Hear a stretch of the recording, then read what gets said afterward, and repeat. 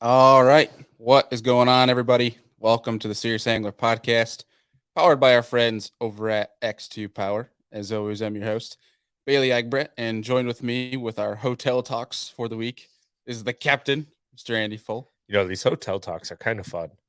I just wish we didn't have the hotel room. You know what I mean? Yeah, I wish we could be like on the water or maybe in the expo. Maybe that's something we can figure out the next couple mornings if there's We've been trying to service. figure that out for the past 2 weeks. Everything Yeah, just keeps changing. yeah. It is what it is. We probably could have done this morning at the launch because it wasn't that bad. Weather was actually pretty nice today. Yeah. It's actually I went for a walk and grabbed some coffee from the local coffee shop this morning and it was pretty pleasant outside compared to yesterday. I think yesterday was much colder. Yeah, yesterday was that wind was kind of pretty. It was crushing. I mean, we could tell the evening we got in Tuesday that it was going to be pretty windy the next coming morning. So yeah, I mean, for people on YouTube, but yes, you guys are stuck listening to us, or I should say, watching us in our hotel room again, talking through this. But if Yeah. you're listening, I guess it really doesn't matter where you guys see or where we're doing this shindig from. But before we get into, obviously, today is day 2 of Major League Fishing REDCREST on Lake Norman. The guys are out fishing again today. Seems like almost like a slower start today, but a better start in regards to size. Yeah, I would agree with that completely. And I think it has something to do with the cold front that came through 2 days ago. It's the second day post frontal. And on top of it, you have a full moon. So with the clear skies, those fish fed all night. I would expect the afternoon bite to be key and critical for a lot of these anglers at 12 to 3:30 time frame. So third period, that 3 hour allotment time is when they're going to catch them, I think, the best. Yeah, I think we saw it yesterday, the last period, like Dustin Connell literally with 1 second left, lifting his fish out Yeah. of the boat to get 17 pounds, biggest bag yesterday, leading into today. Right now, it's got Brian Thrift that's coming over on top, and actually, we'll pull up for you folks that are watching on YouTube. That way, we're keeping some tabs here. We got the score tracker going on the screen as well. Um, right now, I mean, Thrift's back on top, which I mean, I don't think anybody's surprised by that. No. But before we start talking about Redcrest and start talking about what's going on fishing wise and start going down rabbit holes, two things for you guys. You probably heard it in the ad prior to clicking on this episode. Is Do It Molds running a sale from it started this past Monday until this Sunday, the 12th. You guys can get 15% off your entire order.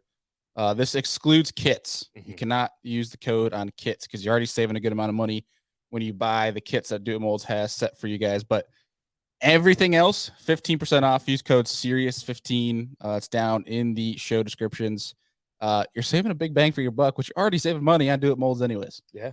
Pretty Like good deal. And one of my favorite things to do with Do It Molds is to buy like the powder coating paint because you can make your own jig heads with the Do It Mold heads, but you can also take like any brand of company jig heads that you buy out there that are just plain lead and you can dip them and color them the way that you want with the powder coat paint. So that's pretty cool. That is. Have you tried? Well, that's probably a really dumb question. Have you tried it with tungsten yet? I have not tried it with tungsten because you have to heat it so hot, and I just don't have the equipment to do it in my house to Yeah, it's get it probably a hot dumb enough. question. Yeah, it's not dumb. It's a good question. It's a very good question. So, but lead works really well with the powder coat paints. Right. With tungsten, you're probably better off finding a way to paint it like a spray paint. So what you're saying, just for people that are tuning in, is like you buy like an owner football head or an owner whatever round ball Yep. that's already like poured for you, Yep. and essentially you can now dye that or paint that head. Yep. You just powder coat it. So heat up the head, dip it in your powder coat, and hang it in a toaster oven. So a And little lighter to it or a yep. torch type Yep, deal. like a lighter or a torch, heat it up to a point where you don't melt the lead so it doesn't fall on you. And you just dip it in your powder, shake it off, and then hang it to go. And you can make any cool color jig head that you want. That must be. We got to include that in the next coming Do It Mold stuff that we do. Just like if you got a bunch of jig heads lying around there, gammies or whatever, Kitex, Yeah. you want to change the color of. Well, Well, I not think Kitech, but Kitex tungsten, isn't it? Gammy does have a round ball head that I know our local tackle shop, they have them in there. And you can paint those and dip them if you wanted. You could probably get them on Omnia too, which is our next thing we wanted to talk about. So, Well, yeah, I mean, before we get that, or you can just go our favorite route, which is we pour our own stuff with our own hooks. Oh, absolutely. Which is the best way to do it. Yeah, 100%, which is fun. But for those who do not have the pouring equipment, but you can buy it now because you have this 15% off code to save you some money. If you just have some old jig heads laying around in boxes, you can paint them up pretty quickly and easily with some powder coat paint through Do It molds, which I believe that 15% off works on. Yeah, we have a great episode, Business from the Bass Boat on the Serious Angler Network that Deacon runs over there. If you guys have not listened to Business from the Bass Boat, those shows are down in the description. He did a show with the Do It molds folks talking about basically the startup cost, but then over time, literally how much money you save. It looks when you get set up with this stuff. Obviously, it can look like a decent cost when it comes to it's like a hefty tackle order almost when you're getting started. Once you get started, it's a one-time cost. Yep. It's really all. I think your only recurring cost would be hooks and lead. Yep. And that's really it because you get the molds, you get the setup going, you're good to go. And then this is just a way to make that upfront cost even cheaper, so that once you're already saving money, there's just an easier way to save even more money than you already are with Do It molds. And it's fun to do it yourself, and you can start finding little things that work best for you. And some of the molds are actually pretty easy to modify as well. Something I haven't tinkered with, but I do have some friends that do modify their molds to take different hooks and etc. that you can really make whatever you want from a single mold and make it the way you want it or you think would be best. I scooch this way a little bit. That way you're in view. Oh yeah, people can only. I mean, it's probably good for the people because I can't see. Yeah, the other half of your face. I'm not breaking everyone's computers. That's right. That's right. They got most of the score tracker on the screen right now instead of our dumb faces. But to your point, we were getting into Omnia Fishing.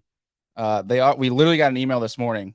We're telling you guys they're running a pretty sweet deal on Daiwa Tatula bait casters, specifically the SVs.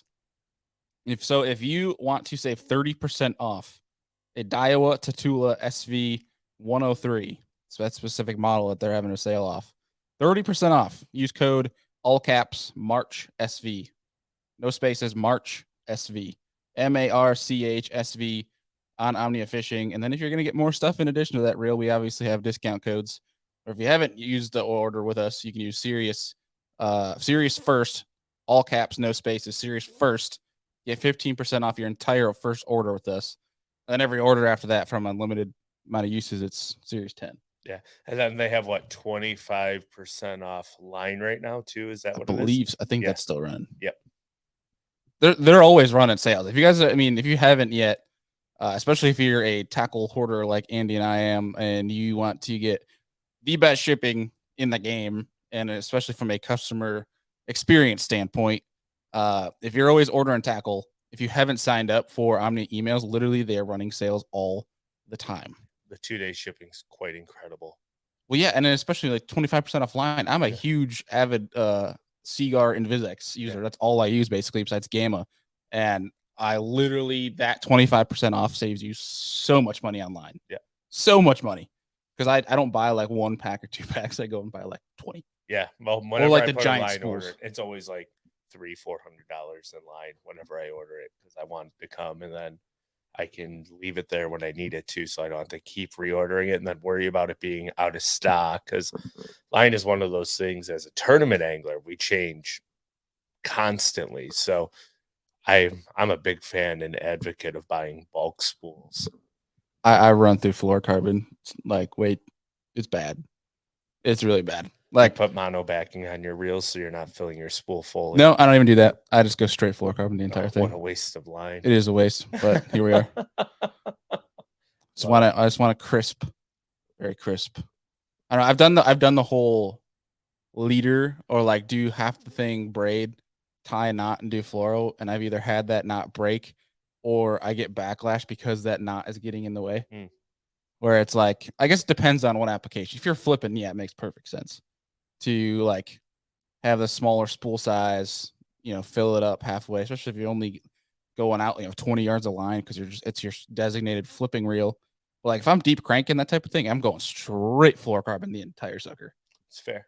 You know what I'm saying? Because it's just like I don't want anything messing with that reel. And I'm probably doing something wrong, which is perfectly fair because I do a lot of things wrong. But don't we all? But anyways, we should probably get to the point of why we're here. That's recapping day one and talking about day two, right, of REDCREST. Well, you don't like BSing around and having people listen to us talk about everything but fishing? No, that's fine. But Oh, that's funny. day Yeah, one this is hotel talks, guys. This is literally the conversations we have when we're not recording. yeah, the banter never ends. No, it doesn't. No. Whether it's mimosas in the morning or beers at night, or we're literally just doing nothing during the day. But again, a big shout out to Major League Fishing for putting us up here this week. Excited to go hit take off and take it, and where they when they take out in the afternoons, and then tomorrow starts the expo. Yeah, I'm actually really intrigued to see how it's going to be the second year ever they've done the expo, and I personally think it's in a much better location than Tulsa last year, which is interesting because Classic is going to Tulsa next year. Yeah, but I think they're at a disadvantage in Tulsa. I don't know. I just don't think it's like a very. I mean, I could be totally wrong here, but I don't view it as a very fishy town. Whereas Charlotte, like, you have Norman right here. Yeah, and it's tough to say. Like, Oklahoma is a huge bass fishing state, and it's close enough to the border of Texas that they'll pull people over from Texas. I'm honestly surprised that the expo wasn't bigger last year, because I believe when the First year too. Yeah, first year expo, I believe when the Classic has gone there in the past, it's been pretty big. But it'll be interesting to see how that changes next year. But we probably, since we're here, an MLF tournament, I'm very excited about the expo and what it's going to look like tomorrow and through the weekend. I hope it's a really good turnout. Yeah, we'll obviously keep everybody updated on what things are looking like and how things are going. Right now, we're watching Brent Ayler reel in another bass. Obviously, he was tied. Well, no, he was tied until literally 1 second left on the score tracker yesterday with Dustin Connell. Looks like he's reeling it. I can't tell if he's got a limit yet. But yesterday was interesting. I think everybody had a fish. I can't remember if, gosh, who's the guy that was last that didn't have a bass? David Walker. Okay, David Walker was, I think, is the only one on the score tracker. He did get 2 yesterday. He did? Oh, yeah. So maybe there's something up with the score tracker. Or he's in an area of bad service too. Yeah, that's odd. But yeah, so basically everybody caught fish yesterday, which is pretty on par for what Lake Norman's known for, having fish. I'm sure everybody caught ridiculous amount of non-scorables, which at the minimum is 1.7, which I find interesting. We talked about that on yesterday's show. So if you haven't checked that one out, our day one show, that is yesterday. Again, we're doing shows the rest of the week. So we're going to have a show today, have a show tomorrow, and then we will potentially have a show Saturday and or Sunday. We haven't really made up our minds just yet. I guess it really depends on, what goes down show wise, how busy the expo is, and who's able to come join us. We might have some guests trying to join us here. Because obviously we don't want to just put out content to put out content. Obviously we want to have something to talk about, so you guys aren't listening to us ramble like we did the first 10 minutes of this show. What's wrong with rambling? Well, there's rambling and like talking about something that people might enjoy, but then there's rambling and then listening to our conversations with some people think we're crazy. We're fishermen. All fishermen are crazy. So let's be real there. But day one recap, right? Like, did anything stand out to you that you found surprising from day one? I find it surprising that Dustin Connell's pattern, granted, towards the end of the day, was very junk fishing, because I think he was trying different things because there's no pressure, which is now he's in 15th place, which is interesting. Yeah, I think he started off the morning load today doing completely what he ended his day on yesterday, because he said he doesn't want to burn the area he found. I think he stumbled upon that yesterday and was like, oh, wow, how did I miss this? Yeah, he literally said, I never did this in practice. Yeah. How did I not find this in practice? Yeah. Which is literally just throwing a jerkbait around. It looked like, I want to say, secondary points in cuts, in creeks. And there could have been like drains coming out of those ditches or whatnot coming into the main lake that he found those fish on. Well, yeah, flats. They had Britt Myers out there talking about how ditches and secondary points are a big one, but from a dock standpoint, obviously Lake Norman's a big dock lake, but the docks that have been dredged in order to get those boats on those docks, those are the best ones, which is a very intriguing thing to talk about, because I feel like it's very specific to the Carolinas in general. Like, I feel like I could be wrong. There might be other locations that they do that in, but they literally dredge that specific little section of a lake to accommodate for the boat on that dock. Well, Meaning, I so don't like even say, know if they dredge the entire area. I think they just dredge this a part of the dock out and make like a little ditch. yeah, that's what dock. I'm trying to get at. So like when say the bank is 3 foot, we have a dock on it. Under that dock specifically, maybe it might be 1 or 2 feet out from each end of the or each side of the dock. It'll be like 7. Like it'll be significantly deeper, and you could tell that. You can even tell by the watercolor. They showed a great depiction of it yesterday when they had Britt Myers out on the water, where you could see bottom on each side of the dock, but then it's like this clear tint blue where you couldn't even see the bottom coming out from the dock and into the channel, which I think that is like so clutch because it's almost creating these small pinch points for you, especially for those early spring fish. You got pinch points, and then you can work your way up as the day goes on. These fish will probably work their way back under that dock, which it's just like It's a funnel. yeah, but it gives those fish a place to sit on. I mean, theoretically, if you think about it, depending on if those are closer to the creek mouse, those fish only have to go 100 yards their entire life. And now because they dredge it out, now they have spawning flats too that they can spawn on right next to it. Yeah, literally they spawn right on the dock. Yeah. I mean, it's clutch. I think that's one what DC found yesterday, but also two, basically he's extremely proficient with forward facing sonar. Jacob Wheeler's back on top. Shocker, seeing that name up there.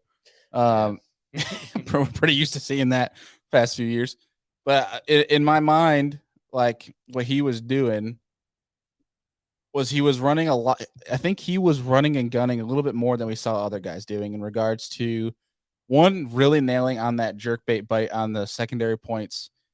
He caught a couple around marinas as well. Whereas we saw like a lot of guys doing like what Jacob's doing now, where he's just drop shotting these fish. I can't tell what exactly Jacob's fishing. I think he's probably the most proficient right now of this field offshore. I think he's the only one really fishing offshore. It's what it looks like, at least from what we can tell. Like even Thrift is like fishing brush piles in creek, like in the creeks themselves. I can't tell how far back Thrift is in those creeks, but I mean Wheeler's the only one we're seeing that isn't on the bank. But I see now in second place Cody Meyer. They haven't had the camera on him yet, but I would imagine Cody's probably doing something similar. He's fishing docks with is a he 4-inch docks? Senko. Yeah. I mean, he's like the spotted bass, Oh, he's God. good. He's good, yeah, and he's up there catching them shallow. So. Yeah, I just think that. So to get back to your question, it's so long winded. It's a good thing it's a podcast and not, yeah. Well, basically, what I'm trying to get at is his pattern. I think over the weekend, it's interesting. It's 2-pronged, right? It's going to be colder throughout the weekend, so that's where I view his pattern as something that you can hold up better. But it's going to be overcast, so I think it's going to be interesting to see if those fish change in regards to the water column of where they sit. If he's able to still be able to run into as many fish, because at least with the sun, when the waters get colder, they'll at least relate more to things. Whereas when it's overcast, they'll be more in the abyss and kind of be random. And I don't know how well, and I'm sure they're going to eat the jerkbait, but they're not going to be able to see the jerkbait as good as they could if it was sunny. But he might even mix it up, throw a little swim bait on them, that type of deal. Yeah, tomorrow, so Friday, I believe there's going to be rain coming, and then Sunday will be cold, cloudy, and rainy. So I think tomorrow, when the weights reset, you're going to see a big shift in the standings. I just have this gut feeling that guys that are chasing largemouth and getting a couple big bites a day, or like that one big largemouth bite a day, and catching a bunch of like 1 3/4 pound spots are really gonna do well tomorrow. And I have a funny feeling the offshore bite might even not disappear, but really dissipate tomorrow. And if somebody can survive tomorrow, make it to Saturday like a Jacob Wheeler, I think Saturday is going to be the day that Jacob Wheeler's really going to have to lean on him for Sunday to really have a shot at this with the offshore spotted bass game. Because that's all he's been doing the entire event so far. I don't know if he has anything shallow. Yeah, and so the reason you say that is because tonight is the warmest night. Yeah. But I think that there's still a lot of fish in that pre-spawn phase. We're seeing these guys catch some really fat fish. I think the one day isn't gonna affect them that much. I think the largemouth guys, tomorrow is your best day. because of the sun, and also the warmth. But I think that offshore deal isn't going to go away, in my personal opinion, because that cold is going to kick them right back. Yeah, I don't think one day would send the entire lake up. The only thing I'm worried about is the clouds. It's going to make them scatter more. They're not going to be so tight to cover. Like if Jacob Wheeler's fishing offshore brush, it might be harder to get those bites to activate, like to get those fish to activate on a cloudy day. And it's not going to help shallow either. Yeah, but I mean, the one benefit to fishing shallow is you can cover a lot more water quicker and just pray that you get 5 to 6 bites. Yeah, I mean, I think to a sense, though, you could apply that offshore. Like, he's not just fishing the abyss. You know, it's hard spots, it's humps, it's brush piles. Like, there's specific things he's fishing where you can essentially go and do the same thing. He's easily probably one of the best offshore fishermen on the planet right now in regards to being able to build a milk run that is efficient from a time standpoint and also being able to know when to pick up the trolling motor and when to stick around. Like, I think he's one that could go and run 30 different spots in a period just by running, getting on the trolling motor, panning around live, seeing and acknowledging what is going on there, and then he's gone if they're not there. It'll be interesting to watch. Yeah, for sure. It's going to make good TV content for everyone who's viewing in. I really think you're going to see guys scrambling a lot more tomorrow. I mean, there was guys scrambling yesterday. It's going to be interesting. Like, spotted bass lakes are always intriguing to me. One, because I don't understand them to its fullest capacity, obviously, because we're dumb New Yorkers, dumb northern people that are used to dumb bass. So if you are dumb, you probably can understand dumb bass, but these bass seem a little bit smarter. Yeah, a little bit. That's probably why I don't understand them, because I'm not smart. But either way, what do you think comes Sunday? I know obviously you're leaning on the shallow guys doing well tomorrow. I agree they'll do better tomorrow. But what do you think is going to be Sunday? Looks interesting because it's going to be the coldest day. It's like a high of 46 or something like that. Yeah, 46 in rain. Oh God. Do you think? Well, what do you think is going to happen on Sunday? Like, what do you think? One is going to be the winning bag. I know you talked about it a little bit yesterday, but one winning bag, but then two from a technique standpoint. Like, if you were hit with those conditions, what are you adjusting, if adjusting at all? I think at that point, having very limited experience down south, I would stick to my guns. A winning weight, because I think they add the 3 days together, right? Like Friday, Saturday, Sunday. I think they add the 3 weights together. So I'm going to go. I think it's going to take an average of roughly 15 pounds a day. So the winning weight's going to be around that 45-pound mark, 44 to 46 pounds. Saturday will be the day that somebody's going to catch a good bag like Connell did yesterday, like that 16 to 18-pound bag. Oh, so you don't think it's going to affect him at all? No. Because first or second place yesterday was 15 pounds. Yeah. I think tomorrow, whoever leads tomorrow will have about 15 pounds. I think on Saturday, someone's going to catch a bigger bag because Saturday's not that cold. It's going to be almost 60 with sun on Saturday. So, I don't know. I think it's going to be an afternoon bite. Somebody's going to get lucky and catch a couple big ones in the afternoon on Saturday. Why not tomorrow? If tomorrow's the warmest day. Today's the warm day, right? Like, tomorrow's going to be 62. With the warmest night. Yeah, tonight's a warm night. So, yeah, tomorrow could be the same deal, I guess. I think tomorrow's the biggest day from a largemouth standpoint. Yeah, I think the largemouth will bite better in the clouds and rain personally than the spots will. So, I mean, tomorrow might be a day that you see Edwin Evers start to get a little bit of a lead because he just caught another big largemouth today. He's the one that's consistently catching big largemouth. As we started, I think like at 10 minutes into our episode, I think he caught like a 4 or 5 pounder largemouth. Can we fact check that? Yeah. Oh, I watched it. It was up there. It was a big one. Let's see. So Evers' big bass is a 305. So yeah, it was a big largemouth though. Even other people's fish, Andy, you're always making them sound bigger than they are. Sorry. Like, it's hard on a little computer screen that's 15 feet away. I know, I'm giving you a hard time. Andy is my Ike and Ellie when it comes to fish. Everything is big because I get excited about everything. And he sets it like, "Oh, it's a big one." And I'm like, 2-pounder. Whatever. But I mean, like a 3-pound. I can't knock the excitement. If somebody can catch 2 or 3 3-pound largemouth in this derby, they're going to separate themselves from the field. See, I'm gonna go flip side. I'm gonna say tomorrow there's gonna be big bag is gonna be 16, and then it's gonna be. I think Saturday you could see a 15, 16. But Sunday, I think it's gonna be tops 13 and a half, 14 pounds. Yeah. It's gonna be who the guy who wins it has. Yeah, today you're going to see guys fish extremely conservative, especially the ones that are like, okay, I have 12 pounds already. I know I'm going to qualify, and they're not going to want to burn their fish to the ground. Yeah, this next period, we got 13 minutes left in period 1. This next period, I'd be very surprised to see your guys at the top, like Wheeler and them, have a camera still. Yeah, I'd be surprised if they don't go down to the cut line. Yeah, they're going to start making moves. I think you're going to start seeing Wheeler and Thrift, Evers, they're going to start practicing. But I think Evers only has 4 fish right now on the day. Yeah, he just needs one more, and he's sitting in third, which is... Yeah, if he catches a 2-pounder... Him and Ayler are the only ones in the top 10 that don't have a limit today, which is good. Yeah, and I think for them. For anyone who's in the top 10, if they can get to that 12-pound mark, they're going to lay off. Glenn Connell's in 12th with only 2 fish, which that's pretty good, too. Yeah. I don't think he's too worried. No.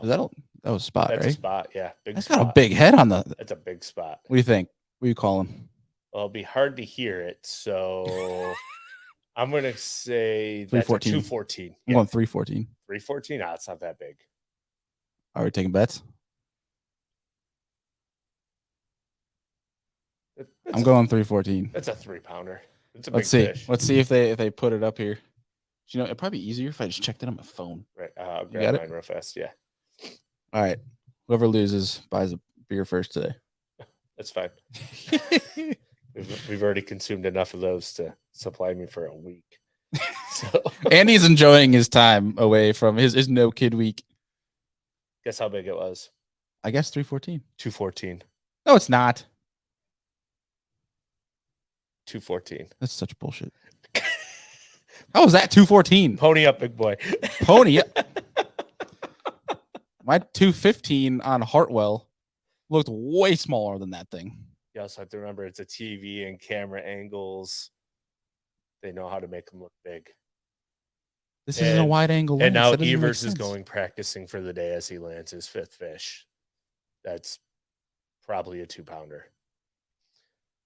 I can't even see. So if anybody is in the area and wants to talk some crap with us while we watch this, by all means, come hang out. But we are going to be at the X2 Power booth all weekend from Friday to Sunday. We'll be floating around at the expo, of course, but we'll be predominantly at the X2 Power booth. If you guys want to come by, say hello, check out some pretty sweet new AGM lithium batteries. We got some news coming next week on some cool stuff coming from them. Ooh, kind of let the cat out of the bag there, but you guys will drum roll. Yeah. X2 Power comes out with new baits. Well, I believe on an episode earlier a couple months ago, or with Sean kind of alluded to it as well when he was on. So if I remember correctly. Yeah, go back and listen to that. That was our first episode of the year. Yeah. That was our first episode. It's already been. It's been a couple months. Yeah, things are getting by me fast. Time flies, boys. Time flies. Especially when you have a 3.5-year-old at home. So I was just joking, saying, yeah, X2 Power's coming out with baits, but it's like interesting seeing some companies that go completely out of their realm that they're already in and try to make something completely different. Like looking at like a Dobbin spinnerbait. Is it spinnerbait or is it spinnerbait? They have spinnerbaits, football jigs, and I think swim jigs. I heard actually their spinnerbait's really good. They are. Like it's intriguing to me how you just see these companies come out of the blue. They only make like 1 or 2 things. Like it's I don't know. I always find that interesting. Or like companies that don't have like anything fishing wise. Like I'm trying to think. There's an example on the top of my head, but I'm forgetting about it. But there's like companies that will they'll make like kayaks and they come out and they're like, oh, here's a rod. what expertise or credibility do you have to, Yeah. that's just kind We of brought weird. someone in and they helped design it, but like, oh, okay. Intriguing. Yeah. Very One intriguing. thing that I always find interesting is when you have like a predominant hard bait company, and then all of a sudden they're like, oh, we're coming out with a new line of soft plastics. That one Mm, always is interesting to me because, as fishermen, we see ourselves as good, that's what it but try to was. be always, Gamagatu. They came out with some saltwater baits yeah. last year. But like, Thought that was interesting. but aren't Spro and Gamakatsu kind of tied together? And Spro, which has I mean, always yeah, been but they like were a hard bait Gamagatu frog line. company, and now they're coming out with soft baits. See, that makes more sense to me though. Whereas Gamagatu's always been a terminal, and they randomly come out with saltwater baits. Yeah, I feel like Which was they try to come out with a scent line too, which was interesting. yeah. It was like an ultra scent or something, and I was like, this looks oddly going after max scent. I don't know. I thought that was interesting. I could be butchering that name wrong, but Companies need to adapt and evolve, and that's what they try to do. adapt and copy, boys. And Copy and well, paste. that's the fishing industry in general. Like it's very.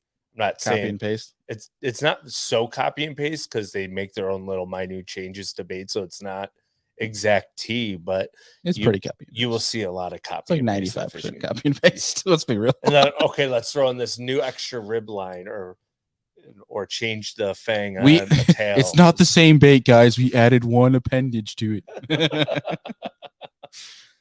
I mean, Jeez. I understand it though. Like as much as I'm sitting here like joking about it, there is something to acknowledging that a company made a great bait, but through a bait engineer, somebody that has that mindset of that's like their job, right? Making baits is like it's as good, but I can make this better. Which like we're seeing right now. We were talking about yesterday, the Berkeley Stunna. Hmm. All these guys are throwing it. Like Yeah. you're seeing it on there. And the guys that aren't even sponsored by Berkeley, which people were kind of knocking that Berkeley was they kind of get a rap every now and then for going after like copying other baits, but But they took the something. Stunna, they took it and like they're these guys aren't using. I'm sure they have them on deck. Yeah. We're not seeing them throw a Vision 110 right now. Which is wild in a jerkbait derby, like which just tells you like you can take a product from an engineering innovation segment and make it tweak it to make it slightly better as your own, as to where like the bait that originally started the entire jerkbait phase, right, was a Smithwick rattling rogue, then it went Mm-hmm. to a 110. Well, what do those baits do? They slow float suspend depending on water temp, and the Stunna slow sink, so it's completely different, has a completely a different ability straight out of the package than a lot of other suspending jerk baits, which makes it different. And that's the power of it.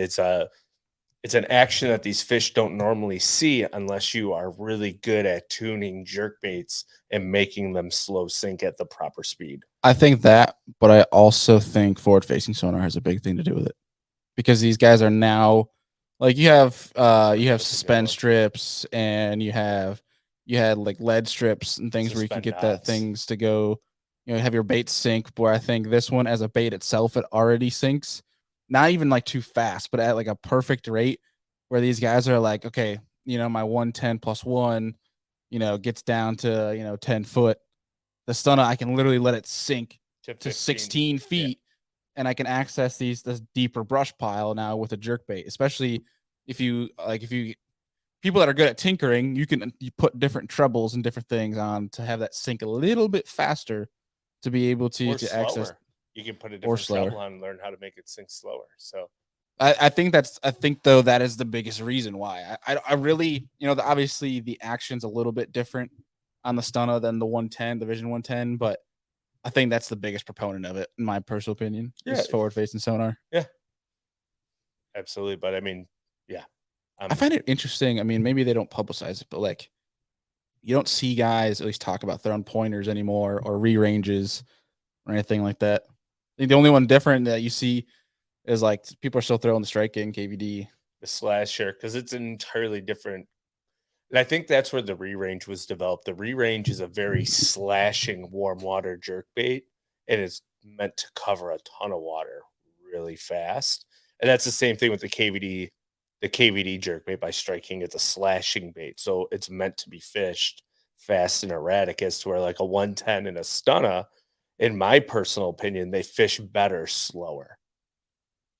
When you can get it to kick out to the side relatively quick and pause it, that's when those two baits shine. But where the 110 will sit like horizontally in the water and it will slowly rise, the stunner will hold horizontally and then just slowly fall. And that's the two big differences. Something really interesting. I don't know why I thought about this right now, but when Hank Cherry won his classic on Gunnersville, they're talking about some pretty cool tips, like small things you can do with the jerkbait to catch more fish. And he was talking about how there's a lot of fish. I mean, you see it in Clearwater fisheries. I'm sure guys have seen it this week. Is these bass will shark your jerkbait, but they won't eat it until they get to the boat.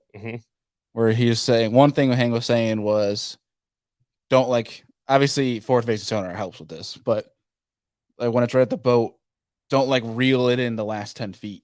Yeah, keep working it to the boat. One thing he does though too is if you're able to if you have your system set right and the jerkbait has the right trebles and it's weighted correctly, when you can get that bait to turn around and look at fish, you get bit. But one thing he does too, he's like, if I know a fish is looking at it, he goes, and especially on the pause where they're still looking at it, he goes, I lift my line slack a little bit, and that gets that jerkbait to rock up. And that sometimes can be the triggering factor to get those fish to eat, which I thought was super cool. But the one thing too, which I think applies to especially why you can get bit big swim baits, and I think this is a token from musky fishing, is he changes direction of his jerkbait at the boat. Where if he's you're jerking at a 45 going down the bank, he jerks towards the back of the boat when he gets to the boat. That way it looks like that bait is deflecting from the boat, whereas it's fleeing. Yeah, where they use bass will eat at the boat because they think the boat is a wall. They use that as a pinch point to trap those fish. And I thought that was super cool when he mentioned that that he'll change direction, especially when he knows fish are looking at it, because that could be the simple trigger to get those fish to eat, which that was just super cool. You see guys do it now with swim baits. Look at Brandon Polinick. We were talking about this the other day with the mag draft on the Mississippi River. All the time right at the boat. Well, look at the Mississippi River. He literally started walking back to the boat with it, and then he got ate. He saw a bass tailing it and started walking with his mag draft back to the boat, almost like figure eight in the fish, which that's a movement now that no one's talking about with big swim baits. Guys take it and they'll thrash it on top of the water like a figure eight for a muskie on steroids, basically. It just gets a reaction. You put cocaine in your glide bait, and that's essentially what these guys are doing. They're catching fish like that. White powder for smallmouth. Yeah, well, you see it on when guys are fishing bluff walls with swim baits. It's super cool. I don't know. I'm so intrigued by that. Where it's we think bass are we got to use 6-pound test, super long cast, which is true. But to an extent, when you ignite the true nature of a bass, when they're in feeding mode, they don't give a crap. If look at the Alabama rig, they're gonna eat when there's steel wire on the dang thing. I kind of want to digress so for a second, go back to the jerkbait talk. Yeah, sorry, I got totally you're good. I think there. the reason why Hank Cherry ended up designing the stunner, if you go back and listen to him talk about Gunnersville at the end, if I remember correctly, he upsized his trebles and went down to 2 treble hooks on that 110+1 in the stain reaction color so that he can make it slowly sink. And I think that's ultimately a desired action from a jerkbait because it's something that they don't see all the time, and now they're seeing it. So it's gonna be interesting to see how the jerkbait game changes again. Yeah, I think it'll keep improving. I think it's really good right now. I just think the jerkbait game from an improvement standpoint right now we're gonna see is rods, where I think there's good ones out there, but I think people are really gonna dial in a good action for it. I mean, I guess maybe I'm speaking out of bias because I haven't really found a great one yet. The Alpha Angler Slasher is my favorite, but even that one's a little bit too on the stiff side, which we've talked about before, and we won't prelude anything. But I remember there was a great Bass University show with Hank after the Classic where he's talking about when a bait dies, which a jerkbait mimics a dying bait fish. When that bait fish dies, does it literally just suspend there and sit in that exact water column? No. What does it do? It moves around. It falls. Yeah. Or moves around the current. Yeah. I mean, literally, when a bait fish dies, it sinks for the most part. That makes exact sense why you want a sinking jerkbait. Yeah. So I mean, in my mind, when he mentioned that, and that's why they went after the stunner the way they did, like it makes perfect sense. I mean, you're just making it more lifelike. Just thought that was super intriguing. Where I also do understand that there definitely is a place, obviously, because the Vision 110 still, like, even though that guy's using stunner now, I still think the Vision 110 is the best jerkbait ever made. But like that one, the action's so good on the Vision 110, but two, there's something about just holding the bait in front of a fish's face that'll piss it off. It's kind of like, especially when it sits there for 3 seconds looking at your jerkbait and you give it a little pop up, which I think that's one thing too that forward facing sonar is really done well for one. I mean, baits in general, but especially jerk baits is like people think, oh, like, you know, you have to have that 45-degree slashing motion on jerk baits, or like depending on your rod setup, you can just do like small twitches, but it's still at a 45. Where people really exposed now that giving your like a 90-degree vertical pops to change that direction of the jerk bait is what, like, there could be bites where they're only eating that. Yeah. They'll entice it with your. Justin Cannell's been doing it a lot. But he's jerking. He'd be like down, down, down, down, down. And all of a sudden he'd be up, up, up, up, up, up, down, down, down. It's just changing the direction. I think forward facing sonar is the biggest reason why guys are doing that now. Cause like you can get on a bite where that 45, you're in that comfortable motion is what draws those fish in, but they won't eat it on that because they see it all the time. Then you give them a little pop, and they're like, oh crap, this bait's different. You know what I mean? One of my favorite things to do when I jerkbait fish is down, down, and on the pause, I'll kind of pull out to the side just to make it change direction and then come back down. I've never really experimented up, but I will pull out to the side. Expand on that. What do you mean? So, pull like, aside? you know, you're working a jerkbait, pop, pop, pop, pop, and all of a sudden you just go pop to the side on your slack line. It makes it pull to the right or left. Oh, okay. So you're just changing your rod angle. So you're slashing to the right. You just give it a little backhand. Yeah. Or forehand. Like you're slapping it in the face and you give it a little backhand. Exactly. Yeah. So when they talk dirty, talk dirty, give them the backhand. That's awesome. Yes. That's a really good point. I mean, yeah, that's kind of the same track mind, right? As given that vertical. Yep. It's just changing direction, something that they're not accustomed to do it. And I'll really do that. Like if I'm fishing a group of smallmouth around us and they're really aggressively eating it and then they stop. Like after like 4 or 5 casts, I can't get one to eat. Then I'll start changing my rod direction to try to get them to eat. And I have found when I pop up at like a 45-degree angle up to the side and it comes off a certain way, they will explode on it because it's just slightly different. Here's a question for you. No. All right, never mind. That's the show for today, folks. We'll see. When you're, I mean, a lot of people have experienced it, but like when you're working a jerkbait, or like say even like a fluke, and you can see whether it's forward facing sonar or visually, or you see them tail it to the boat, but they won't eat it, and you've tried a bunch of different things, what's your adjustment? I'll lead this full circle because I have something I figured out last year that was pretty cool. If they won't eat it, the first thing that I'll try to do is change colors, honestly, or I'll throw swim bait, like because they're chasing it, or like what kind of swim bait are we talking? Oh, I'll just like try to keep it off the bottom. So like if it's jerkbait, but a lot of times you're drawing them from the bottom up. So you got fish that are feeding up. So with the swim bait, I'll actually go up to like a 3.8 Kitech or a Cast Prodigy or a Rage Swimmer, whatever your swim bait is of choice, and something that's above their head and still getting them to come up and eat. And I'll go to like a lighter jig head on it, 1/8 ounce or a 1/4 ounce, and try to keep it up in the water column to come up and eat it. Or then I'll just go to a speed crank. That would be my third option to try to really get them to fire up. Yeah, that was the cool thing I found, especially shallow fish, like 6, 7 foot or less. I figured out a deal last year where they were following I caught one of jerkbait had the last trouble, and then a bunch of them were with it, and they would keep following the jerkbait. They wouldn't eat it. And I tried a fluke that would sink a little bit, you know, and be a little bit different. They'd follow it, wouldn't eat it. And I took a square bill and I burned the ever living lights out of it, and they choked it. That's fun. It was awesome. And I was like, this is so cool. Cause I did that. I went to an Okashira head and I caught like a dinker, but then they wouldn't touch it. They didn't even follow it. And I was like, I had a square bill already rigged up. I'm like, I'll just give it a fire, and literally just burned the daylights out of it, hitting the ground. Then it was like, I was like, yes. Yeah. One of the most fun bites I've ever been on was in the morning. We were catching on a jerkbait, and then they wouldn't eat anything. And I went to a swing head with like a Venom Dream Craw, and I was burning that on 20-pound tests and a flipping stick. And I could watch smallmouth and largemouth come from like 20 feet away and just absolutely smoke it. Whenever I'd hit something, I'd pause and just poof. You're just like, oh my gosh, what a fun bite. That's only happened once ever for me, but it was the coolest bite I've ever had. The swing head, I feel like is still such an overlooked bait. Yeah. Because you could do so much with that thing. It's just so. It took me years after throwing it to realize that the original intention for that was to swim it, like a swim bait creeping on the bottom type of deal. I never realized that. I was like, oh, okay. Yeah. I had always it was my replacement for if they weren't going to eat a football jig or something like that, or something different. But like, I loved flipping with a swing head. Oh, if you can like flipping a swing head around docks, because you can skip a swing head pretty efficiently if Oh you have yeah, a light enough yeah. weight.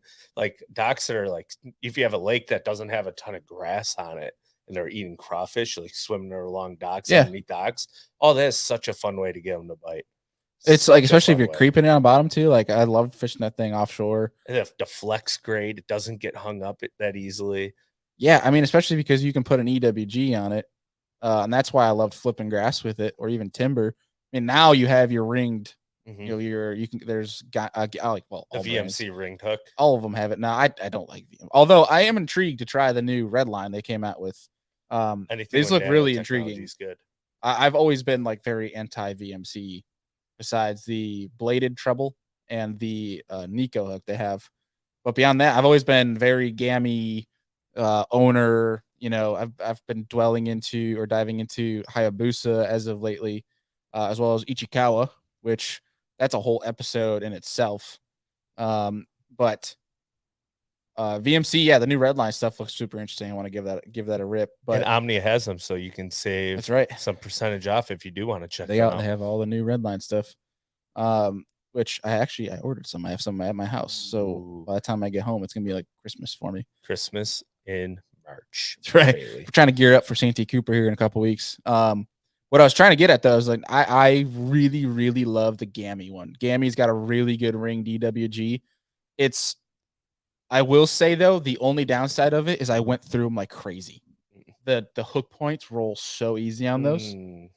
So I did order some owners. I haven't got a chance to use them yet, but actually, I think Hayabusa's got one, which I want to try.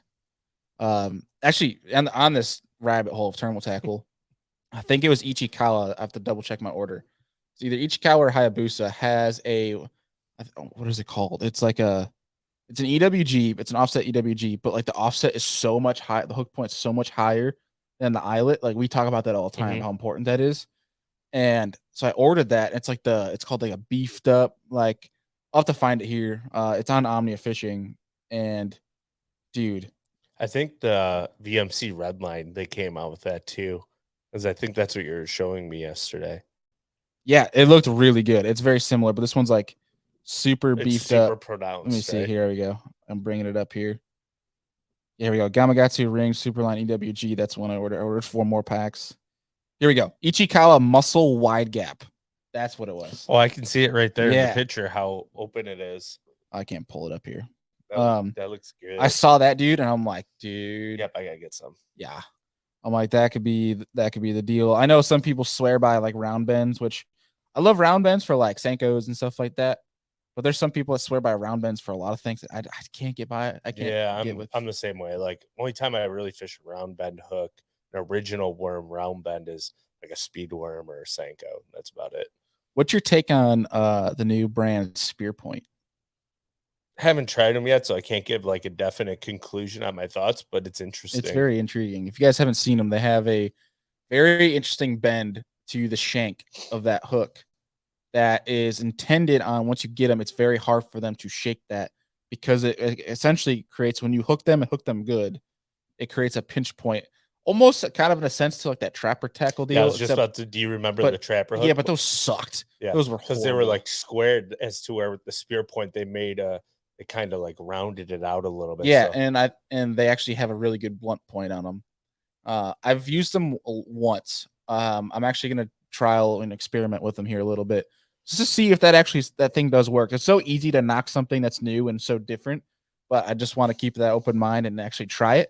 But like, there's guys now, dude, that are pretty big names that swear by them and they're working for them. Like, I mean, Justin Hamner's a big spear point guy. They have some big name pros on their team that are repping spear point. It's intriguing. I'm excited to try them. Yeah, I'm definitely gonna get some and try them out this year. Because if anyone's tried them, yeah, please leave down in the comment below. And also, I want to throw in there too is like, the one thing I think that the fishing industry is lacking in innovation wise is like terminal tackle storage. And I'm curious what all of our viewers and listeners do to store like hooks and stuff to keep them from doweling out and rattling around in their standard tackle terminal boxes. Like, if you do anything differently, please let us know. We'd be very intrigued to see and try it out ourselves if you think it keeps the hooks. We'll give you the in better credit. shape. Yeah, we'll 100% give you the credit.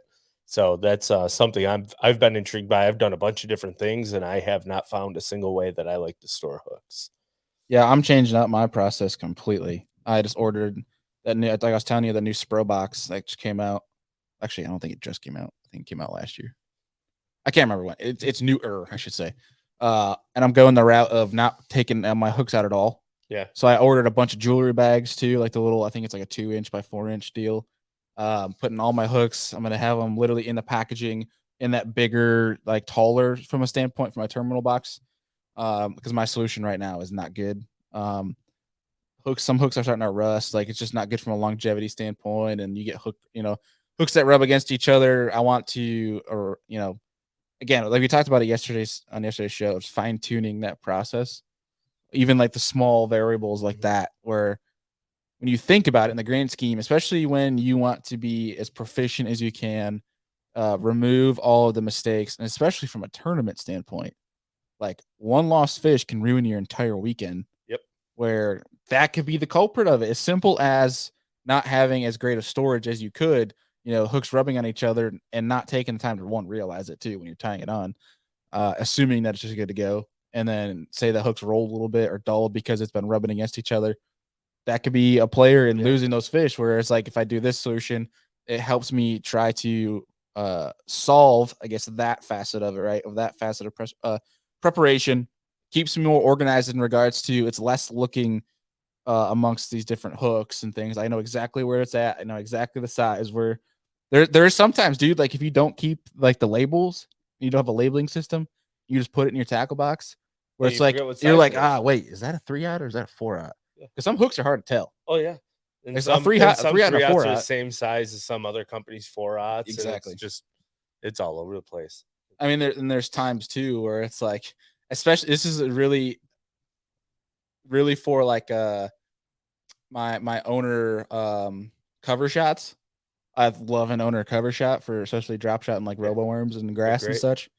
Like a 2-aught versus a 3-aught. Like you put them together, obviously you can see the difference. But there's times when you're looking at them just like eyeballing, you're like, I cannot tell. I know your pains. Exactly.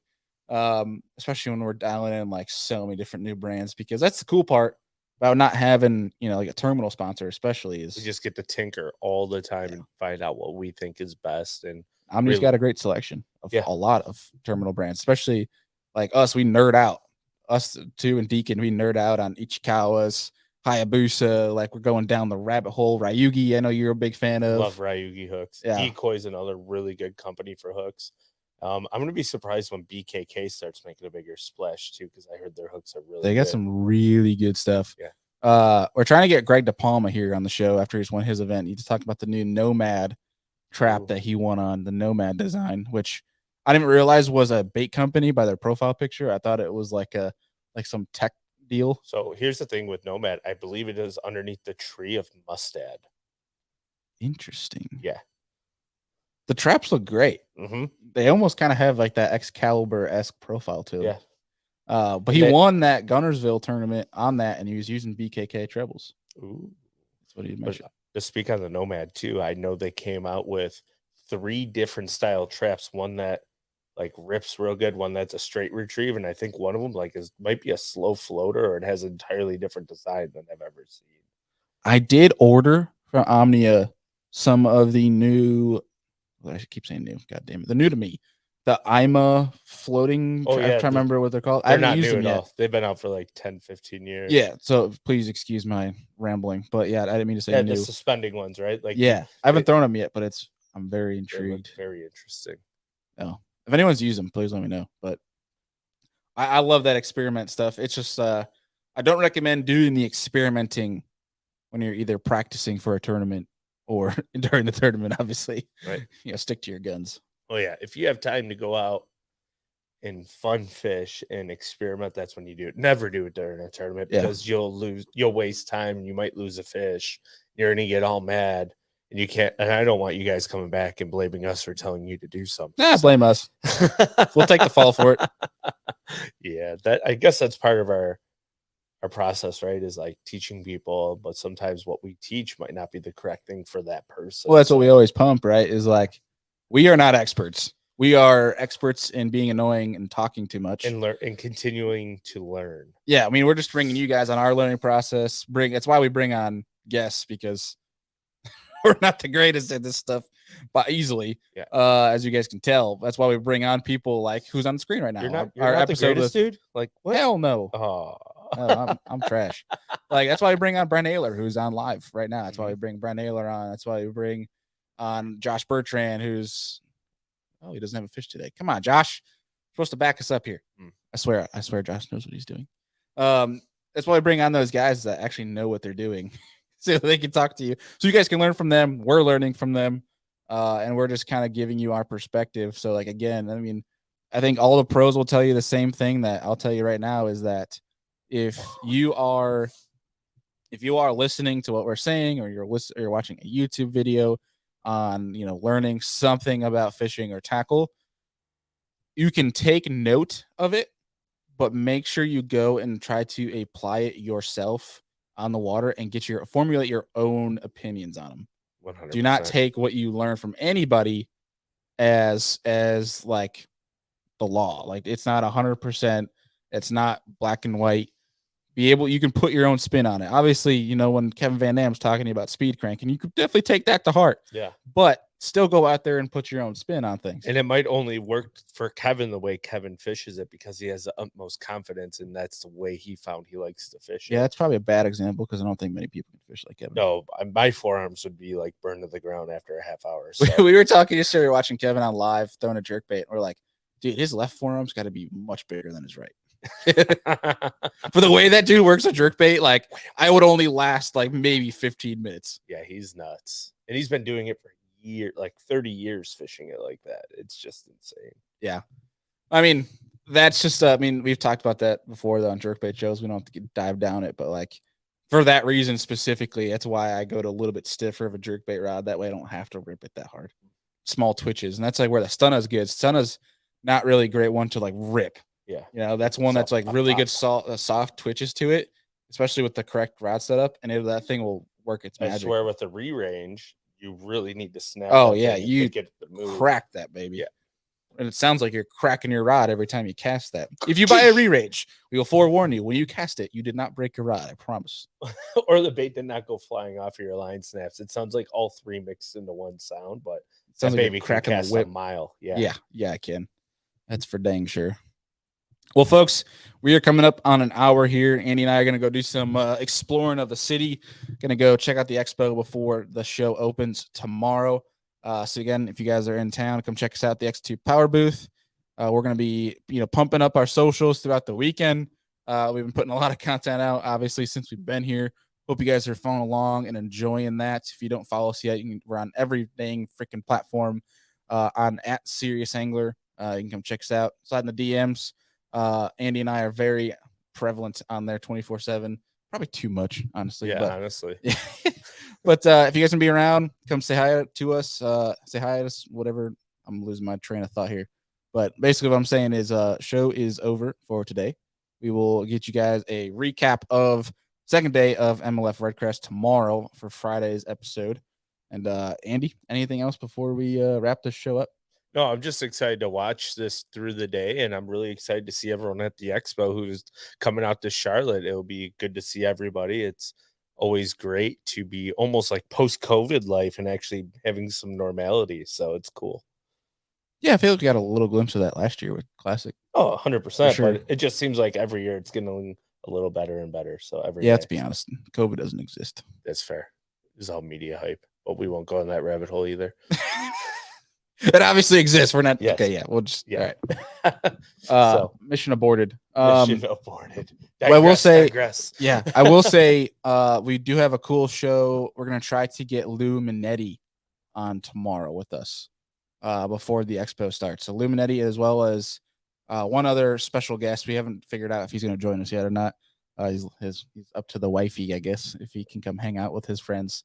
But we'll, yeah. Hopefully he doesn't listen. Like, oh, he's listening. That's why I said it, just to throw dirt in his face. Obviously, you guys will find out. That's the cool thing about this setup is we can do 4 different mics on here. So hope you guys enjoyed today's episode. Appreciate y'all, and we'll see you tomorrow.